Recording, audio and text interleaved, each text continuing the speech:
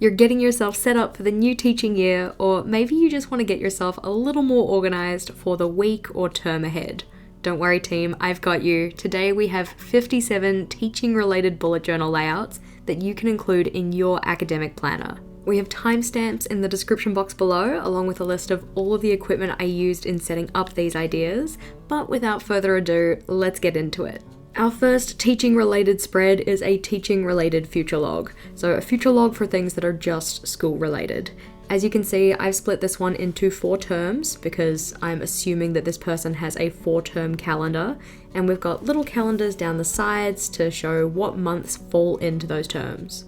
All of the little yellow dots on these represent holiday times, whether they be public holidays or regular holiday breaks. A very related page is that of a teaching-related year at a glance. Now, if you use the layout of the future log that we had on the previous page, you probably don't need another page with mini calendars. But again, you can see on this one, we've represented the holidays with little yellow dots. You can of course represent other happenings on a calendar like this, and personally, I like to mark in my sick days, so I can see at a glance how many sick days have I used. An idea related to that would be having a sick leave log or tracker. This could just be for sick leave or might be for any type of leave, but I personally found that because I was responsible for recording my own sick leave, I'd often forget if I had or hadn't recorded it with my school, so having a log like this would have been super helpful. At the top, we just have a little tracker for the number of days you've used or how many you have left, and then this section at the bottom is to record the date, reason, and whether you have or haven't logged it with the school. Flipping over, and our next idea is that of term timelines. In this one, you effectively just block out each of the different terms that you have in the year, and then you can record what topics are going to be happening for each of your classes in those periods of time. Depending on how many different classes you teach, the structure of this one might end up a little bit different, but for this hypothetical person, they have 6 different classes and 4 different terms. Of course, all of the ideas in this video are just ideas, so you will have to tweak them to fit your schedule. Our next idea is that of a term at a glance, and this is one that I find super helpful. As you can see, we've got the days of the week along the top and the weeks of the term along the side, and this just gives you a kind of snapshot or overview of the things that are happening during the term. Because I'm working in an A5 journal from Archer and Olive, each of these boxes are 5 grid boxes across and 3 grid boxes down, but if you were using a bigger planner, there'd be more space to write. For repeated happenings, for instance, the staff meetings, instead of writing staff meeting out over and over again, you might want to include a key where you can just use a symbol to represent that meeting. Up next, we have an idea that will probably surprise nobody, and that is a timetable. This is one of the most important layouts that I ever had in my teaching planner. Just having it as a reference in a very easy to refer to place, always helpful. I personally like to put mine in the inside cover of my journal. This one I have expanded to not only include teaching periods, but also include before school, after school, and then break times, just in case you have regular occurrences that happen at those times. The next teaching-related idea we have is a bell schedule, especially if your school has a bell schedule that isn't the same every single day. Down the bottom here, I've also included some different options for how you can set this up. So this one's kind of in a loose table format. I just haven't drawn in the table grid lines, but you could write it out as a list or as a timeline. And again, put it somewhere that's easy to reference. Our next idea is one that I think would be super helpful for certain people, but probably would work better in a larger journal, and that is the teacher dashboard. The typical setups I've seen of this one have just split each of the pages into 4 sections, so 2 at the top, 2 at the bottom, which are sized to fit a sticky note. Of course, I'm using a smaller journal for these ideas, so I've used some different sized sticky notes. The sections that you include in the dashboard are completely up to you, but the ones I've gone with are to-dos, people to check in with, printing that needs to be done, questions that need answering, any marking you need to do, a shopping list for your classroom or courses, emails to send, and things to investigate. The nice part is that because all of these are written on sticky notes, you can just replace them at the end of each week and put fresh ones out for the week ahead. The next idea we have is a weekly schedule, and this one is what I'm calling a time-structured weekly schedule. So we have the days of the week along the top and the periods along the side, along with a space for notes at the bottom and a task list on the side as well. This is similar to the kind of structure that you'll see in most teacher planners, but understanding that not everybody has a structure like this, our next idea is what I'm calling a class-structured weekly. So instead of the times along the top, you have each of the different classes. This person is teaching 7 different classes. And then down the side, you have blocks 1 through 4. So this could represent the different periods that you have them that week. So the first period, second period, third and fourth that you have for that class. All those blocks could represent different things you need to do. So maybe students to check in with, printing that needs to be done, activities that need to be planned, etc. Again, this one also has a to-do list on the side. Our next idea is one that I came up with a while ago, and that is what I call a term planner or lesson scheduler.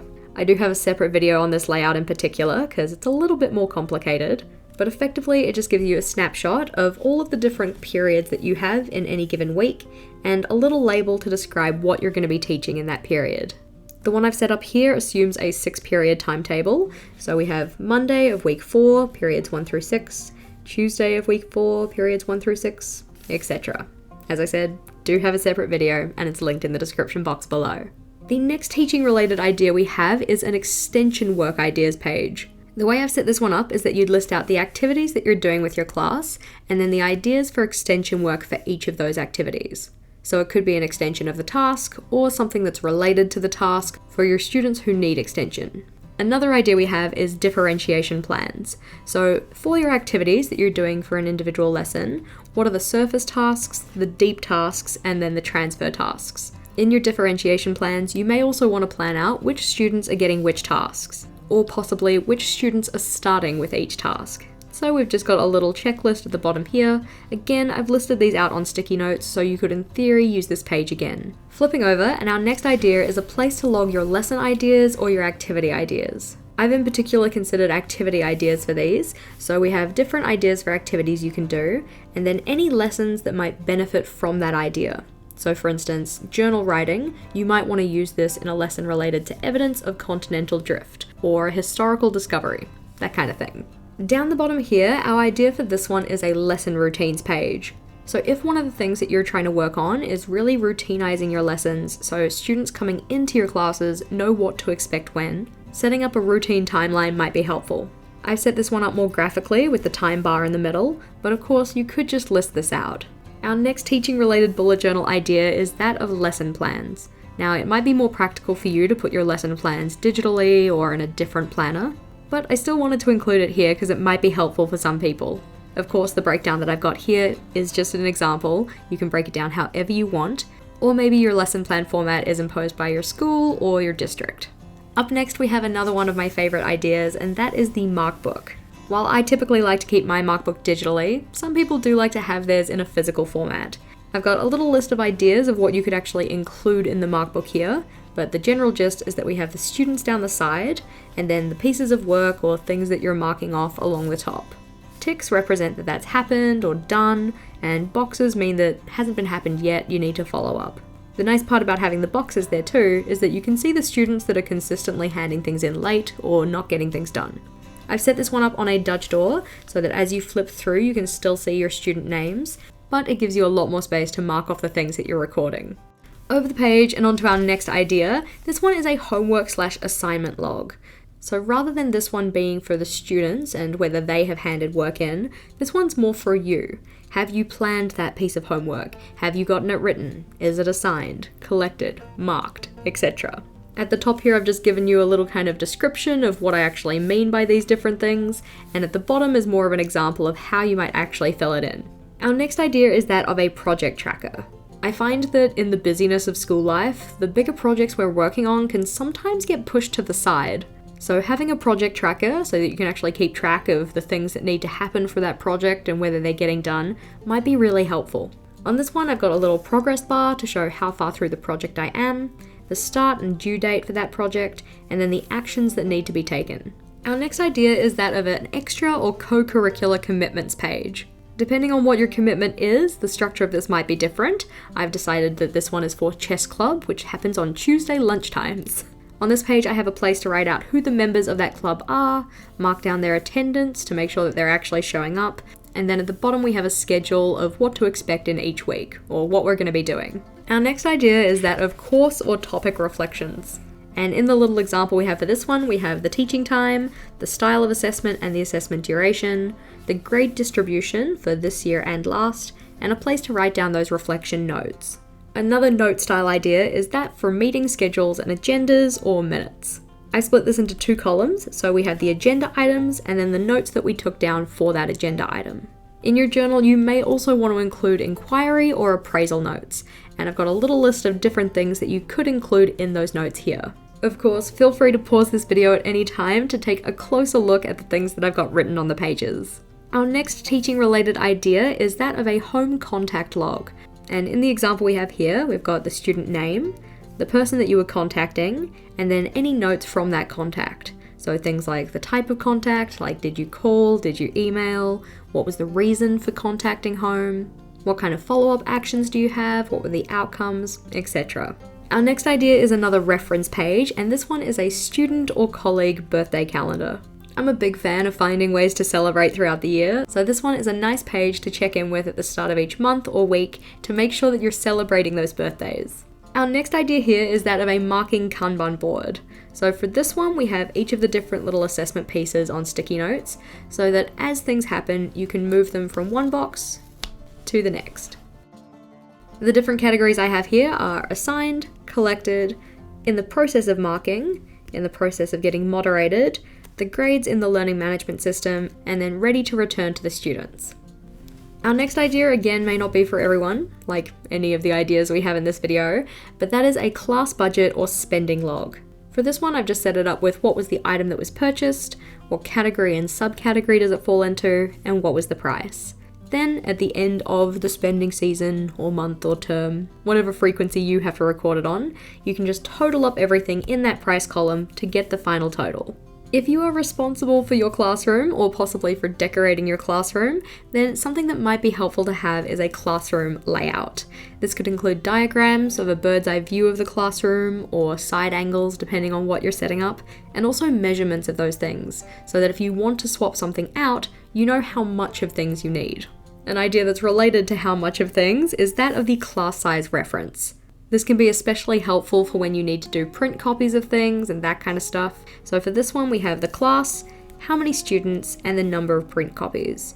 And I've recorded those 2 as separate things because there may be students that you need to print multiple copies for. Over the page, and we have a seating chart. This one could be done also in a way that's reusable by putting the student names on sticky notes rather than writing them into your planner. That means that if you ever need to rearrange your seating chart, you can just move those sticky notes around. Another idea for a reference page that you could have in your planner is that of your class contract or rules. I've just printed this example off Canva to put into the journal, but having a reference of your class rules or your class contract might be useful. Over the page, and our next idea is that of topic checklists, and this is another one that I've used quite a lot. In particular, this is for when you're preparing the materials for a topic and you want to keep track of having done all of the things. So for this one, we have the list of all of the different lessons we're going to be teaching in the topic, and then we have the different things that have to be done for each of those topics. I've also included a key to mean that a yellow dot is that that thing has been done, and a black dot means that I don't actually need that thing. We also have a space for the one-off tasks down the bottom, for instance, writing the test, printing it, etc. Given that teacher life is pretty busy, sometimes we don't have a lot of free time to get things done, which is where I think a 5, 10, 15 minute tasks list can come in handy. So what kind of things can you do if you have a spare 5 minutes or a spare 10 minutes? That is, if you want to fill that time with something teacher related. Remember, rest is productive too. The next idea we have is that of roll call questions. So these are a list of questions that are kind of yes/no questions or have really simple, straightforward answers that your students can answer instead of just a yes or present for the role.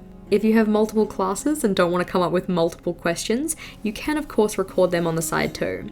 So you can check off, yes, I have used this question with my 7s. Yes, I have used this question with my 9s, etc. On to our next idea, and that is a reference for your special assessment conditions. On this one, I've broken it down into the different classes, the students, and then the different special assessment conditions that they may be eligible for.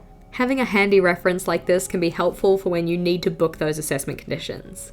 Our next idea is that of student allergy notes. So having the student name and class, any notes for that student, so for instance things that aren't the common allergies, any medications, emergency contacts, treatment plans, etc. And then over on this side we just have the common allergies that you can tick off in a similar way to what we did up the top. What I've also noted is that you can use different symbols to represent the severity of that allergy. So maybe a dot is that they're allergic, and a really big dot means that they're really allergic. Our next list that takes a similar style is that of students' preferred names. So for this one, I have a column for their registered name, so what is their name on the LMS. We have their preferred name, what they'd like us to call them, if they have pronouns that we need to be mindful of, and then also who you can and can't use that name with. They might feel comfortable with you using that name, but they may not be ready for you to use that name with other people. Our next idea is that of student groups. So this could be groups for projects or group work that you've organized, or possibly it's groups of students that don't work well together and that you don't want to put into partnerships or into group work situations. The idea we have down the bottom here is a countdown to XYZ. Typically when I do a countdown, it's to the end of term or to the holiday break or something like that, but there might be something else that you want to count down to. Into the realm of professional development, our first idea is that of a professional development ideas log. So in this one, I've set it up that you have the skills that you want to build or the areas you want to develop, and then the professional development ideas that you have for building that skill. As you actually complete professional development, it may be good to have a professional development log. So what date did it happen? What was the title of the professional development? Were there any handouts? Did you take any notes? Was it successfully completed? And did you get a certificate?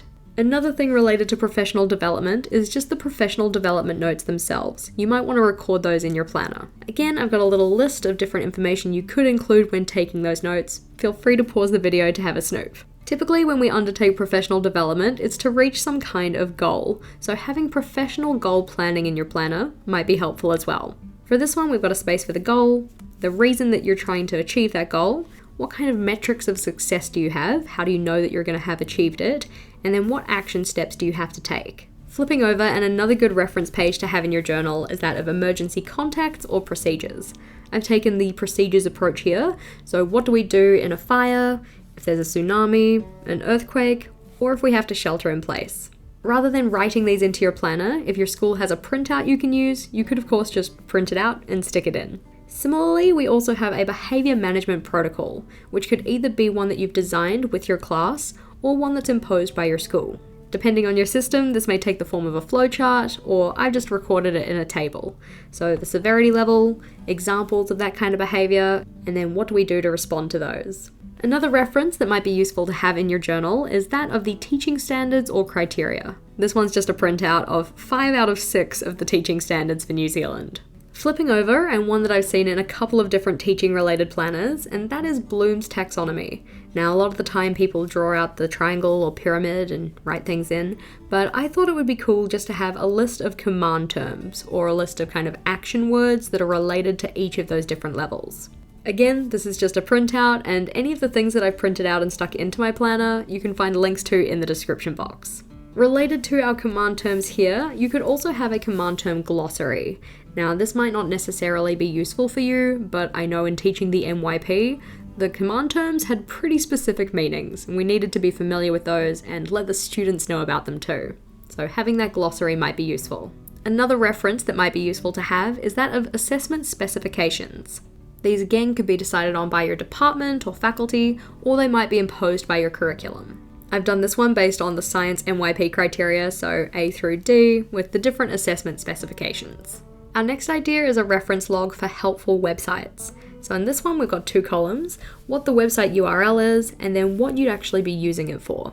There's nothing worse than finding a super helpful website and then not being able to remember what it was later. Staying in the online space, you may also want to have a list of the online accounts that you have. And I've noted passwords here, but I also know that people aren't necessarily comfortable with keeping their passwords in their journal. That's fair enough. So just make sure that you're setting up this one in a way that your passwords are still going to be safe and secure.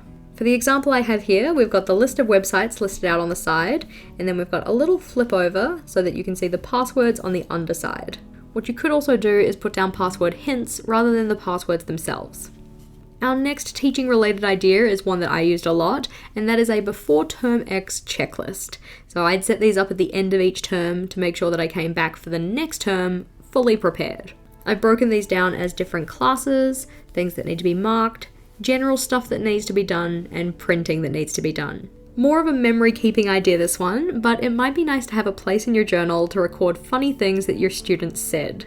These are all just examples I got offline, so they're not things that my kids have necessarily said to me. And remember, sometimes things are only funny with context, so if you have to record those as well, make sure that you do. Let's be real, teaching is hard, and sometimes we can just be left thinking, why do I even bother? Having a list of reasons as to why you teach could be useful to have in your journal, just for those days that you need the reminder. A similar pick-me-up is that of a words of appreciation log, so a place to record any of the little notes or emails or passing conversations you have with people that just brighten your day. This could be from colleagues, students, their parents, etc. But it essentially just gives you a place to look back on for when you really need it. Our next idea is another fun one, and that is a school year bingo board. So at the start of the year, you populate it with a bunch of different school happenings, whether they be positive or not so positive. A meeting that could have been an email. And then as the school year progresses, you just check off when those things have happened. It would also be really nice to set yourself up some rewards for those things. So a reward for the first row completed, or column completed, or the full board. It's nice to treat yourself. Speaking of treating yourself, another reference that you might want to have in your planner is where you get teacher discounts.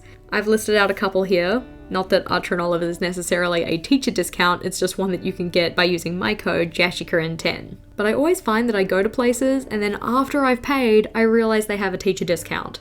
Very frustrating. Of our 57 different teaching related layouts, which one do you think you'd be the most likely to use? Or, if I've missed one, which I totally have because this is not a definitive list, let us know that in the comments too. If you wanted more journal inspiration, do be sure to check out the playlists that we have on the screen here, and until next time team, bye!